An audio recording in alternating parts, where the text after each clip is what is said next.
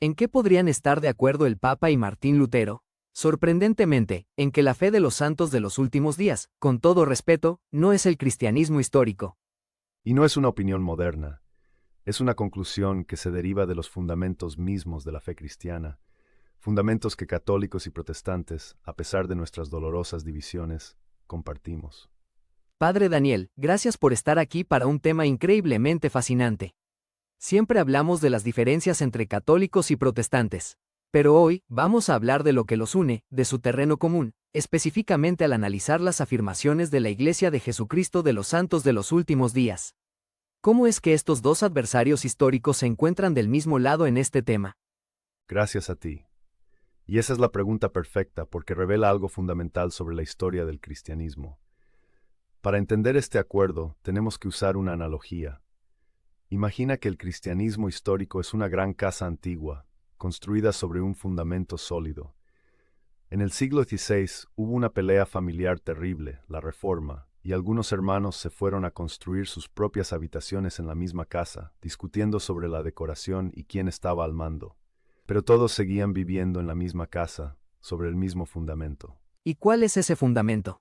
El fundamento es el cristianismo clásico o credal. Es el conjunto de creencias básicas definidas en los primeros siglos en los grandes concilios ecuménicos y resumidas en el credo de Nicea. A pesar de todo, tanto católicos como los reformadores originales, Lutero, Calvino, se aferraron a ese credo. La fe de los santos de los últimos días, con el debido respeto, no es otra habitación en esa casa. Es un edificio completamente diferente, construido al lado, sobre un fundamento diferente, con unos planos desrevelados en el siglo XIX. Hoy vamos a analizar 4 de esos pilares fundamentales. Empecemos por el pilar número 1, el más importante, la naturaleza de Dios. El cristianismo clásico afirma lo que dice el credo de Nicea. Creemos en un solo Dios. Este único Dios existe como una comunión de 3 personas divinas, Padre, Hijo y Espíritu Santo. Es la Santísima Trinidad. Dios es espíritu puro, eterno, inmutable. La fe de los santos de los últimos días enseña que la Trinidad son 3 dioses o personajes separados, que Dios Padre es un hombre exaltado con un cuerpo de carne y hueso, y que nosotros podemos progresar hasta llegar a ser como Él. ¿Por qué es esto tan problemático para el cristianismo histórico? Porque rompe con el monoteísmo radical. Pero más allá de eso, ignora la razón por la que la doctrina de la Trinidad fue definida con tanta precisión. En el siglo IV, un hereje llamado Arrio enseñó que Jesús era una criatura, la primera y más grande, pero no Dios. La Iglesia se reunió en el Concilio de Nicea en el 325 para resolver esto, y allí forjaron el credo, usando una palabra griega crucial, homoousios, que significa consustancial, o de la misma naturaleza. Insistieron en que el Hijo es de la misma sustancia divina que el Padre. No es una criatura, es Dios.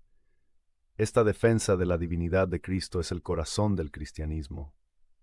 La visión de los santos de los últimos días, al hacer a Jesús y al Padre 2 seres separados y corpóreos, deshace el trabajo teológico fundamental de Nicea y nos devuelve a una forma de arrianismo. El segundo pilar donde coinciden es en la revelación de Dios.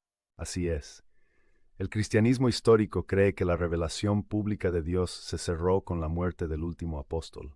Todo lo que necesitamos para la salvación ha sido revelado en Cristo. El canon de la Escritura está cerrado.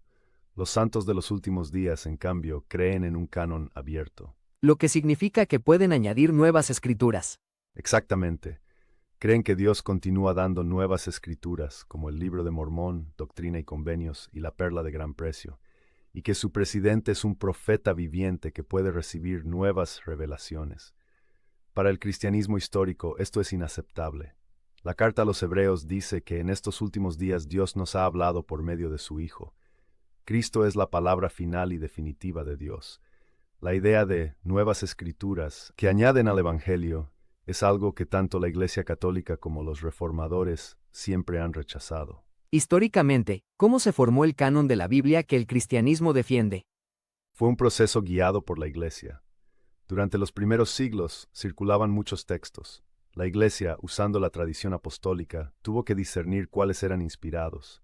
Usaron criterios como fue escrito por un apóstol o un discípulo cercano, se leía universalmente en las iglesias durante la misa, era coherente con la fe apostólica, Finalmente, en los concilios de Hipona y Cartago a finales del siglo IV, la Iglesia definió la lista de 73 libros que consideramos la Biblia. El canon no se inventó, se reconoció oficialmente.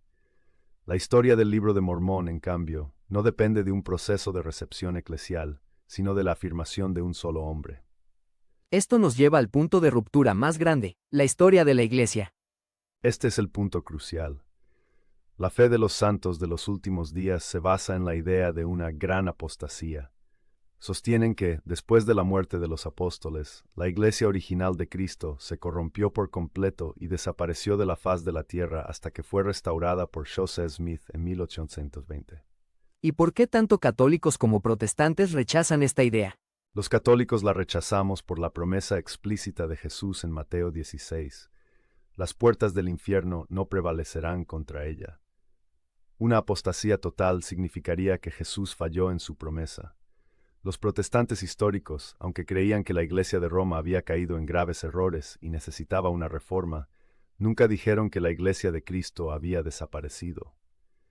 Se veían a sí mismos como reformadores de una Iglesia histórica y continua, no como restauradores de una Iglesia que ya no existía. Por lo tanto, ambos grupos creen en la continuidad histórica del cristianismo y rechazan la necesidad de la restauración de Joseph Smith. El contexto en que surge el mormonismo en el siglo XIX en Estados Unidos también es importante. Es fundamental. El noreste de Estados Unidos en esa época era conocido como el Burned Over District, el distrito quemado, una zona de un fervor religioso tan intenso y caótico, con tantos avivamientos y nuevos movimientos, que estaba quemada por el proselitismo. Había una gran confusión de denominaciones, cada una afirmando tener la verdad.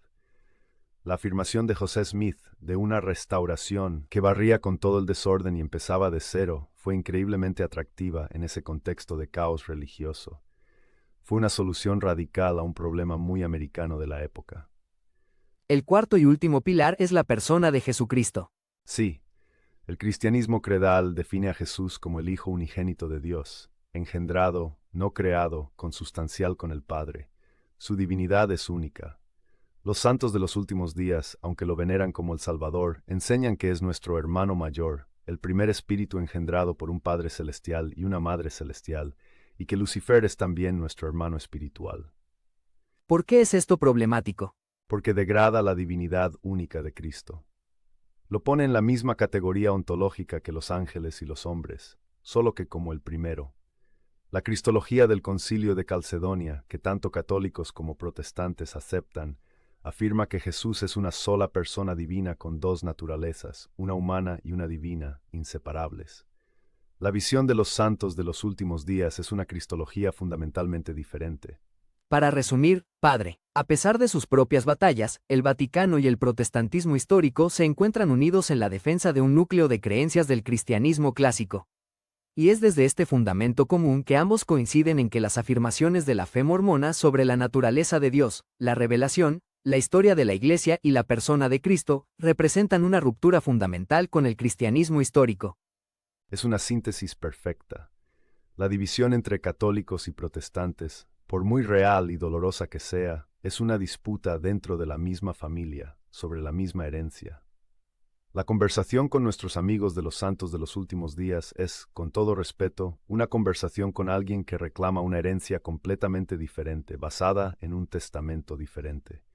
Y por eso, aunque podemos y debemos ser amigos y colaborar en muchas cosas, no podemos pretender que estamos hablando de la misma fe. Padre Daniel, le agradezco inmensamente por esta explicación tan clara y tan llena de matices históricos y teológicos. Ha iluminado un tema muy complejo. Gracias a ti. El diálogo honesto requiere claridad, y entender estas diferencias fundamentales es el primer paso para un respeto mutuo y verdadero. Y a nuestra audiencia. Ahora que entienden la importancia del concepto de la gran apostasía, vean este video para descubrir la promesa bíblica de que la Iglesia de Cristo nunca sería destruida.